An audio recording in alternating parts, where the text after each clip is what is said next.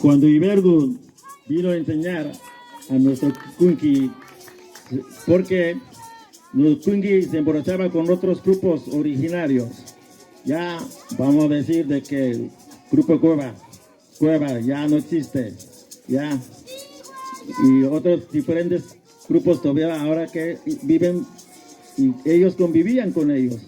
Cuando se emborrachaban, se morían porque ellos elaboraban las hojas venenosas para emborracharse.